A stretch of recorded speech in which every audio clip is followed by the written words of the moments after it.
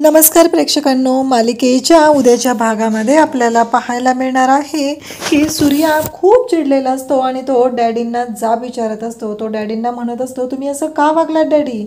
का माझ्या बहिणीच्या बाबतीत तुम्ही असं केलेलं आहे? हा प्रश्न तो डॅडींना विचारत असतो। त्यांना म्हणत असतो की मला तुमच्याकडून अशी अपेक्षा नव्हती। भाग्याच्या बाबतीत जे घडलेलं आहे ते तुम्ही एकदा माझ्या कानावरती घालायला हवं होतं। तुम्ही जे वागलेलं आहात ते पूर्णपणे चुकीचं आहे असं सूर्या बोलत असतो। तो डॅडींना विचारत असतो की का असं वागलेलं आहात? डॅडी मात्र शांतच असतात, त्यांना उत्तरच नसतं त्यांच्याकडे द्यायला, त्यामुळं ते शांतच उभे असतात। ते म्हणत असतात की तुम्ही सगळ्या गावाला न्याय मिळवून देता, मग माझ्या बहिणीच्या बाबतीत का वाटलं? तुम्हाला तुमच्या शाळेची इमेज महत्त्वाची वाटलेली आहे। तुम्ही तुमच्या शाळेची आबरू वाचवण्यासाठी, शाळेची बदनामी होऊ नये म्हणून तुम्ही माझ्या बहिणीच्या आयुष्याशी खेळलात। हे मला तुमच्याकडून अपेक्षित नव्हतं, कारण मी तुमच्या बाबतीत जे काही करत आहे हे तुम्हालाही चांगलंच माहिती आहे, पण तरीही तुम्ही जे वागलेला आहात ते पूर्णपणे चुकीचं आहे असं सूर्या जाब विचारत असतो आणि सूर्या तिथून निघून जातो। तुळजा म्हणत असते की तुम्ही तुमच्या घराची आबरू वाचवण्यासाठी तुम्ही माझ्या घराला पणाला लावलेला आहे, तुम्ही माझ्या घराशी चुकीच्या पद्धतीनं वागलेले आहात, हे तुळजा बोलत असते। डॅडींना म्हणत असते की तुमच्याकडून अपेक्षा नव्हती मला, आणि त्याचबरोबर डॅडी म्हणत असतात की तू कोण बोलणारी आहेस? तेव्हा तुळजा म्हणत असते की एक गोष्ट लक्षात ठेवा, आज तुम्ही ती त्याच्यापासून गोष्ट लपवली म्हणून तो एवढा पेटून उठलेला आहे, तर उद्या जेव्हा तुम्ही त्याची अख्खी प्रॉपर्टी हडपली आहे ही गोष्ट जेव्हा त्याला कळेल, तुम्ही त्याला फसवलेलं हे कळेल, तेव्हा तुमची काय वाट लागेल ते बघा। तुमच्या प्रतिष्ठेला हादरा बसल्याशिवाय राहणार नाही, कारण तो सूर्या आहे आणि काही झालं तरी त्याच्या पाठीशी खंबीरपणे मी उभी आहे, त्यामुळं त्याला कोणीही धक्का लावू शकणार नाही। तुळजा हे बोलत असते आणि डॅडी म्हणत असतात की बाप असतो शेवटी, तू माझी मुलगी आहेस पण तुझ्यापेक्षा 100 पावलं पुढचं मला माहिती असतं, त्यामुळं आत्ता तो चिडलेला आहे, उद्या तो पुन्हा माझ्या पायाशी येणार, त्याची जागा माझ्या पायाशीच आहे, तो मला देव मानतो।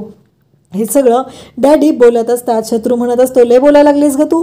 तेव्हा तुळजा म्हणत असते, तू तर गप्पच राहा रे, कारण तुळजाकडे शत्रूच्या विरोधातही खूप मोठा पुरावा असतो आणि तुळजा शत्रूचीही वाट लावणार असते आणि तुळजा त्यांना चांगलीच धमकी देते आणि मग तिथून निघून जाते।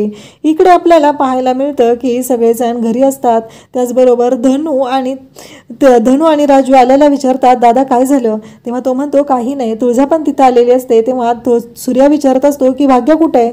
त्या दोघीजणी सांगतात ती आत आहे। सूर्या म्हणतो, तिला एकटीला कशाला ठेवलंय?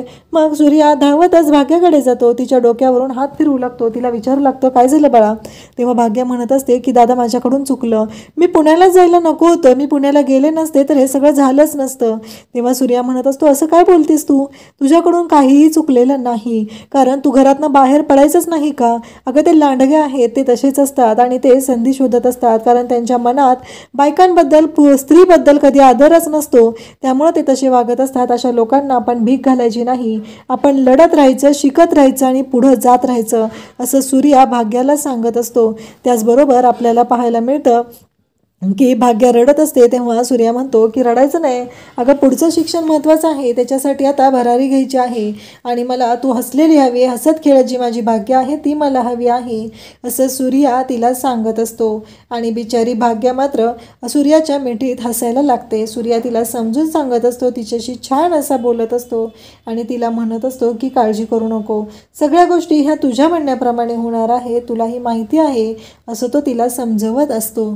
त्याचबरोबर इकडे पाहायला मिळतं शत्रू डॅडी दारू पीत बसलेले असतात, त्याबरोबर छत्री तिथं असतो आणि छत्री म्हणत असतो की हे जे काय झालेलं आहे ना ते मला काय पटलेलं नाही। डॅडीही म्हणत असतात की आज जे घडलेलं आहे ते पूर्णपणे चुकीचंच आहे, हे सगळं इथे चालू असतं। आणि त्याचबरोबर इकडे आपल्याला पाहायला मिळतं की शत्रू म्हणत असतो की डॅडी आज त्या तुळजाने जे केलेलं आहे ना ते खूपच मोठं आहे, सूर्या संपला की ती तुळजा संपणार आहे, हे सगळं बोललंच जात असतं। परंतु इकडे डॅडी मात्र म्हणत असतात की नाही चिरंजीव, कारण त्याच्या पाठीमागं अख्खा गाव आहे आणि तुम्हाला कळत नाही आहे, हे सगळं शांतपणे घ्यावं लागणार आहे, तो मोठा कार्यकर्ता आहे, अख्खा गाव त्याच्या पाठीशी आहे, त्यामुळं काहीही झालं तरी आपल्याला हा निर्णय घेता येणार नाही असं डॅडी सांगत असतात। आणि ते इकडे शत्रूला शांत करत असतात। शत्रूच्या फोनवरती मंजुळाचा फोन येत असतो आणि शत्रू म्हणतो की बास मला डॅडी, मी चाललो झोपायला। तेव्हा डॅडी छत्रीला म्हणतात की आमच्या चिरंजीवांचा स्टॅमिना वाढला पाहिजे, कारण पुढची गादी त्यांना चालवायची आहे, जर त्यांचा स्टॅमिना एवढाच राहिला तर कसं चालेल? हे सगळं बोललं जात असतं. त्याचबरोबर इकडे डॅडी म्हणतात की आम्ही एक प्लॅन सांगतोय तो करायचा आहे. उद्या सूर्याच्या घरी जायचं आहे आणि मी जे सांगितलेलं आहे ते सगळं करायचं आहे. इकडे मंजुळाचा आवाज ऐकून शत्रू मात्र खुश झालेला असतो. तो म्हणत असतो की फायनली तुझा आवाज ऐकला आणि मला खरंच बरं वाटलेलं आहे.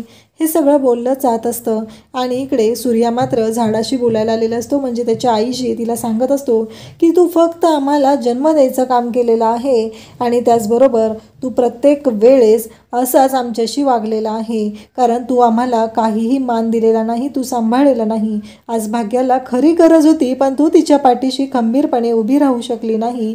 हे सगळं बोललं जात असतं आणि इकडे आता शत्रूला राग आलेला असतो आणि तो आत येतो आणि डायरेक्टली तो इकडे तेजूला मारायला सुरुवात करतो. तो म्हणू लागतो की तुझ्या भावाने येऊन असं बोलायची गरज नव्हती. त्यावर तेजू पण म्हणू लागते डॅडीने ही गोष्ट लपवायला नको होती.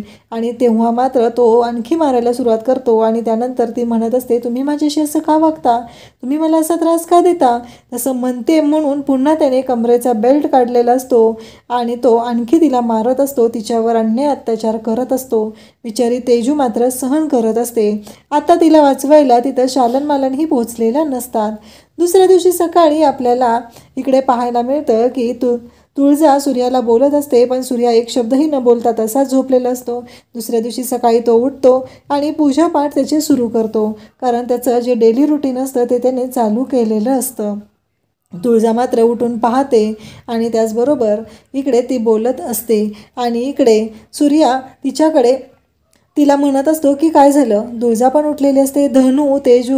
धनु, राजू आणि भाग्या यांचं चाललेलं असतं. भाग्या मात्र तोंड पाडूनच बसलेली असते. तेव्हा धनु म्हणत असते भाग्या एक जोक ऐक ना. 3 मुंग्यांना आत निघालेल्या असतात आणि एक मुंगी बाहेरच थांबते. का थांबली असेल ती. तेव्हा धनु म्हणते की नाही ना माहिती तुला, अगं तिच्या पायाला मुंग्या आलेल्या असतात म्हणून ती थांबलेली असते. पण त्याच्यावरती भाग्या मात्र जराही हसत नाही. तेव्हा धनु म्हणू लागते काय काय तुझं हे, मी एवढा चांगला जोक सांगितला तुला पण तुला त्याचं काहीच वाटलेलं नाही आहे. आणि इकडे राजू पण तिला बोलवत असते आता यावरची जे कोण सगळ्यात जास्त लाडू वळेल त्याला तेवढे लाडू खायला मिळणार आहेत, असं तिचं बोलणं चालू असतं.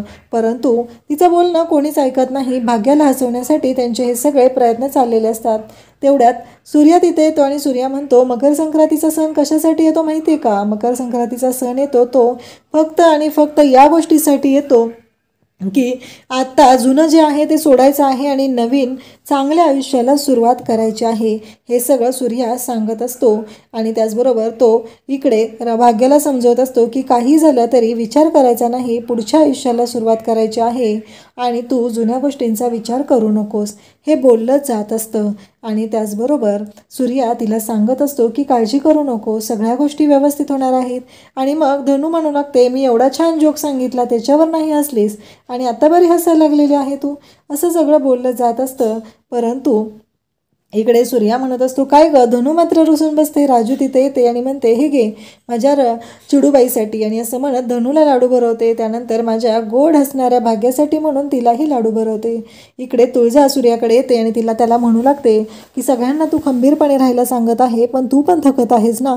माझा खांदा तुझ्यासाठी आहे, तो कधीही त्याला तुझा भार होणार नाही. जेव्हा तुला गरज वाटेल तेव्हा तू माझ्या खांद्यावर डोकं ठेव, मी तुझी बायको आहे सूर्या. असं म्हणत तुळजाने सूर्याला आधार दिलेला असतो. अशाच अपडेटसाठी चॅनलला सबस्क्राईब करा. थँक्यू.